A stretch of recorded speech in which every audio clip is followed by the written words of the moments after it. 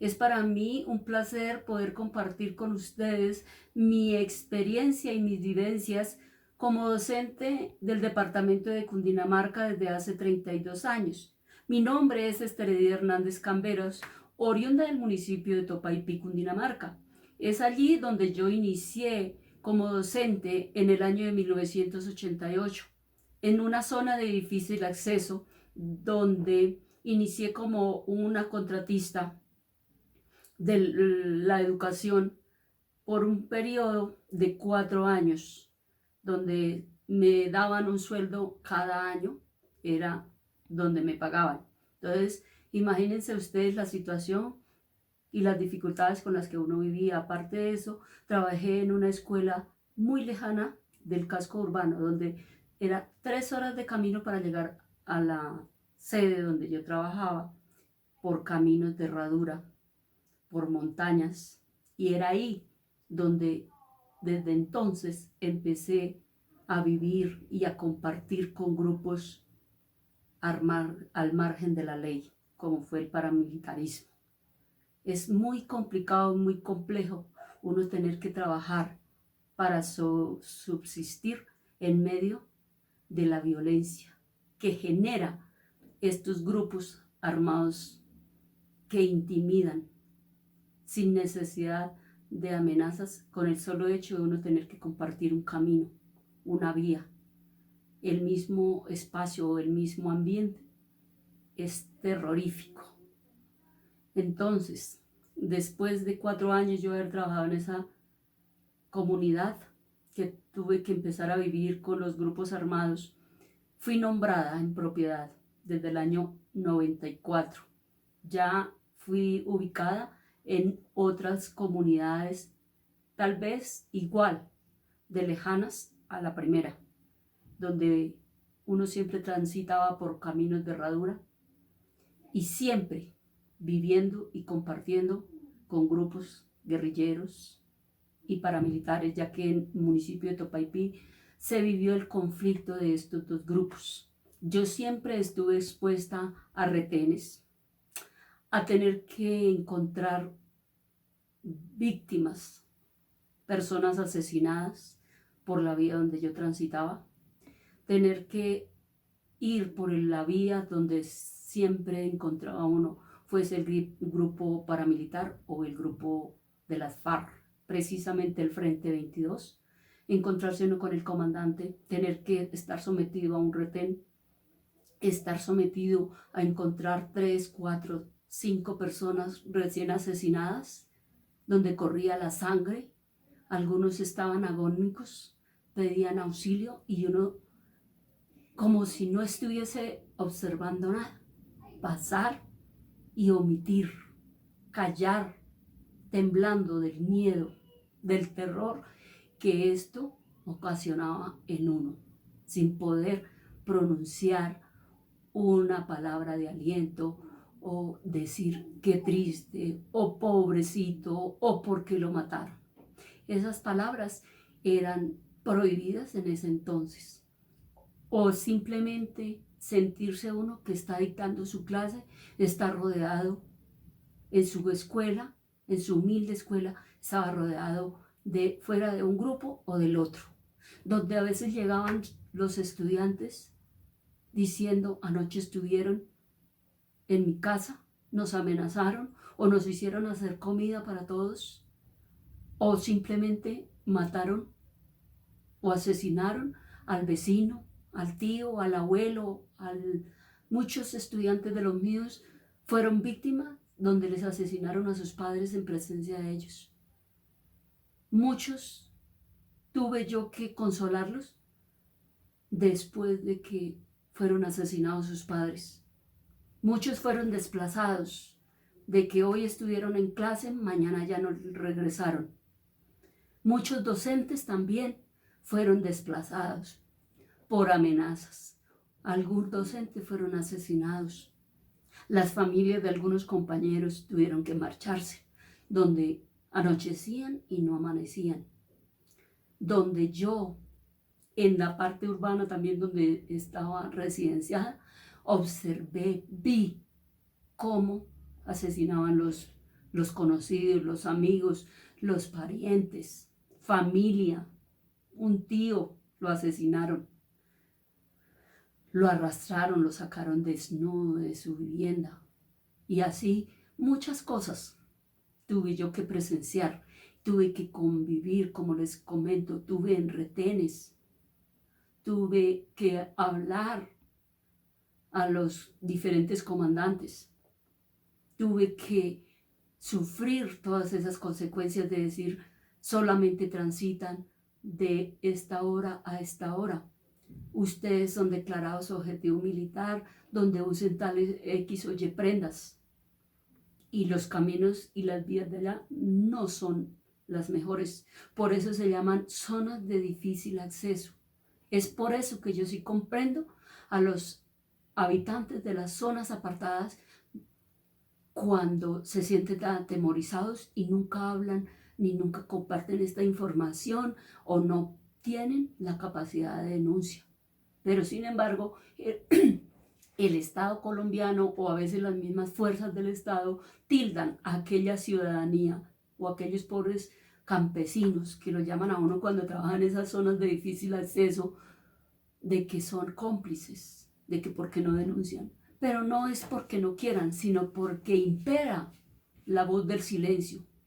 ¿Por qué? Porque uno siempre tiende a preservar su vida y el hecho de hablar o denunciar quiere decir que está poniendo en riesgo la vida personal y la de todo su núcleo familiar. Muchos, como yo, tuvimos que desplazarnos y salir de nuestro entorno familiar y de nuestra tierra, de nuestros ancestros.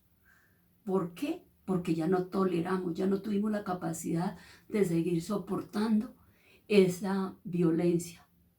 Pero, sin embargo, así como yo, a mí nunca recibí el apoyo del Estado como funcionaria ni como ciudadana. Yo simplemente tuve que gestionar un traslado para poderme venir aquí a la Sabana, estar más cerca de la ciudad de Bogotá para evitarme ese tipo de maltrato psicológico, de maltrato emocional, porque eso es un maltrato y es ser uno víctima indirecta a veces de toda esta situación, pero nunca he recibido un apoyo. Y así hay muchas personas, muchas, en Colombia que son víctimas y que nunca han sido reparadas ni han estado incluidas en todos aquellos programas que dicen el Estado promulga o dice compartir ayudas humanitarias, económicas y de muchas índoles para todas las personas que han sido víctimas del conflicto. Eso es una farsa para algunos y yo soy una de esas víctimas que nunca he tenido el apoyo del Estado. Gracias a Dios tengo mi trabajo como docente.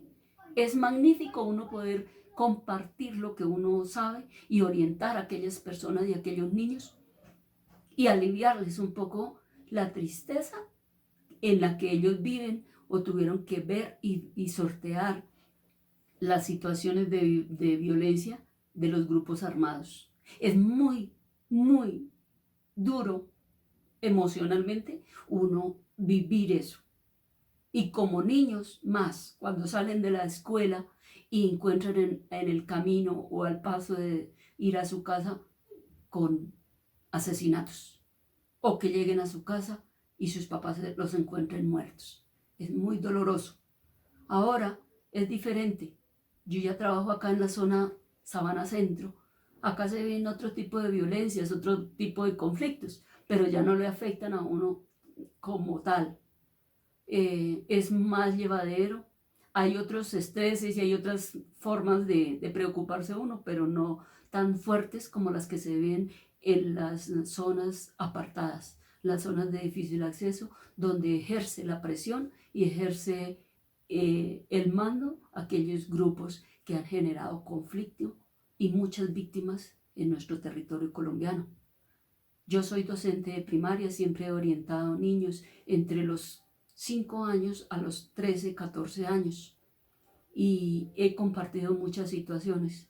Sin embargo, como les comento, No es fácil de que los programas del Estado lleguen a todas las víctimas, porque para ello se necesitaría de que tuviesen en cuenta de pronto una persona que pueda y que sea honesta, dar el testimonio y certificar a aquellas familias que realmente necesitan esos auxilios, porque muchas veces estos auxilios se quedan en manos de políticos o de aquellos líderes que asumen esos programas, pero los vuelven de manejo personal o por influencia o tráfico de las influencias. Es triste, pero esa es nuestra realidad.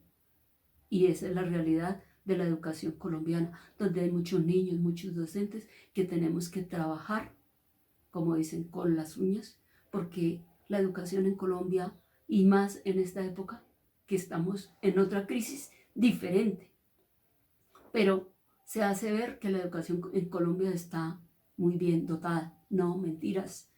En estos territorios hay escuelas donde solamente hay un pupitre, hay un tablero y hay un docente, donde no llegan ningún tipo de auxilio, de ayudas.